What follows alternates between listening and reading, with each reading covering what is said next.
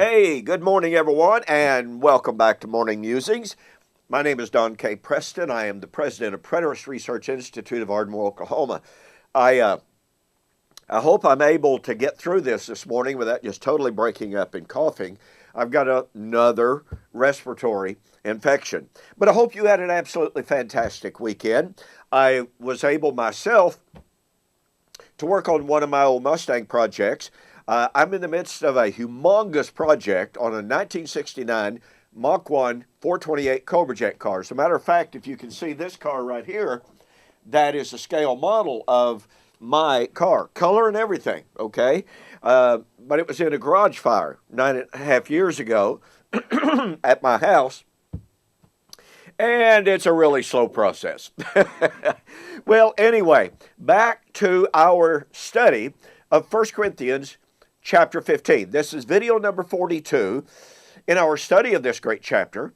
And Paul said that the resurrection would be at the end. Now, all futurist views of eschatology say that's the so-called end of time, or it's the end of the Christian age.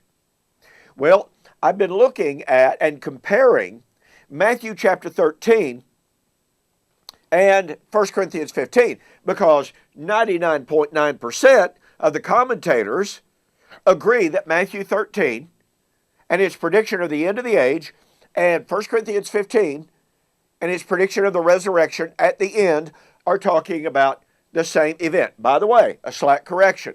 My good friend Gerald Davis, who knows the Greek far, far better than I do, knows the manuscript evidence far better than I do, took note that there is, in fact, not any good evidence for the translation of this age in Matthew 13, verse 40, and he sent me a correction on that, and I appreciate that. I thought there was some textual evidence for that, but I always appreciate, if I give out any false information, I appreciate correction. I'm not proud. I'm not too proud to say I've been wrong, all right? And so I appreciate my friend Gerald Davis for pointing that out. But Jesus in Matthew chapter 13, Paul in 1 Corinthians chapter 15, is talking about the end. Now in Matthew chapter 13, and I will just use the Greek text rather than try to rely just on the memory. Jesus in Matthew 13, 39 and following said this: "The enemy that sowed them," that is the tares, "is the devil. The harvest is at the end of the age." Now he uses the term suntulia aeonos. Then he says, "Therefore the tares are gathered and burned in the fire, so it shall be in the end of this age." Now that's the King James. The New King James also says this age. And in verse 40, he says, it is in suntulia to aeonos. So he uses a very, very distinctive Greek term here. And as I've said, I'm going to look a little more carefully at that in another video. But here's what I want you to gather at this particular point. When Jesus spoke about the end of the age, he was speaking within a Jewish context. Jesus was a Jew, taught in Torah and the Tanakh, and in Jewish thought, this is brought out in the Mishnah. This is brought out in virtually all scholarly discussion of the ages. All right? Emil Schurer, The Life and Times of Jesus, the Messiah. I can document this any way you want to. But here's the point I want you to get. In the Jewish eschatological narrative, they only believed in two ages. They believed in what they called this age, pardon me, and the age to come, what they called the Ha'olam Haba. So, point number one, the Jews believed, and by the way, Jesus and the New Testament writers followed this narrative. They likewise only talk about two ages.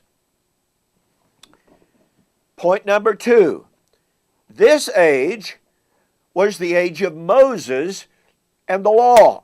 Now, the Jews well understood that there were different major epochs under the overall umbrella of this age, but they still only referred to two ages, and those two ages were Moses and the law, and the age to come, which was the age of Messiah and the new covenant.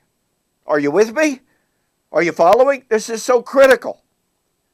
Point number 3, and this is where it is incredibly important to see Matthew 13 and 1 Corinthians chapter 15 within the context not only of what the Jews believed, but of how the New Testament likewise follows this identical pattern. Point number 3, the age of Moses and the law was supposed to end. In Jewish thought, that was the prevalent view. Oh, but here's the kicker. The age to come, the age of Messiah and the new covenant, would never end. Do you catch the power of that? I've already shared with you the fact that Jesus, both the Old Testament, Jesus, and the New Testament writers affirm that the Christian age has no end. What I'm sharing with you here is that Matthew chapter 13 and 1 Corinthians chapter 15 must be interpreted within the milieu of the understanding of the day. It must be understood that Jesus followed the Jewish narrative. He never differed from that and said, well, I know that the Jews believe in only two ages, but I'm telling you right now, there is the age of Moses and the law, and then there's my new covenant age, and then there'll be another age at the end of the age to come. And in the futurist views and interpretation of Matthew 13 and 1 Corinthians 15, what has to be invented is that very paradigm. What they're saying is, okay, watch. Yes, there was the age of Moses and the law. There's the age of Jesus Christ, the new covenant, the gospel of grace. But the new covenant age of Christ will come to an end, giving way to the unending age.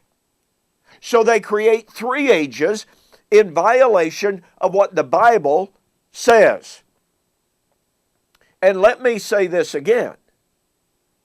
If, but not if, since the Bible affirms that the Christian age has no end, it is impossible to put Matthew 13 and the parable of the wheat and tares at the end of the Christian age. It is impossible to put the resurrection of 1 Corinthians chapter 15 at the end of the Christian age. Now, if you want more discussion, more documentation for the concept of the two ages, get my book, The Last Days Identified. Go to my website, donkpreston.com or BibleProphecy.com. Order the book.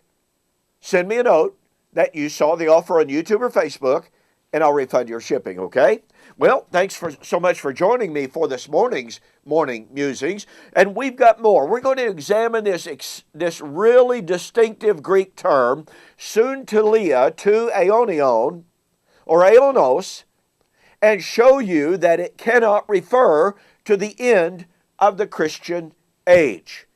It refers invariably to the end of the Old Covenant age that came in AD 70. Well, thanks for joining me. We will see you on the flip side.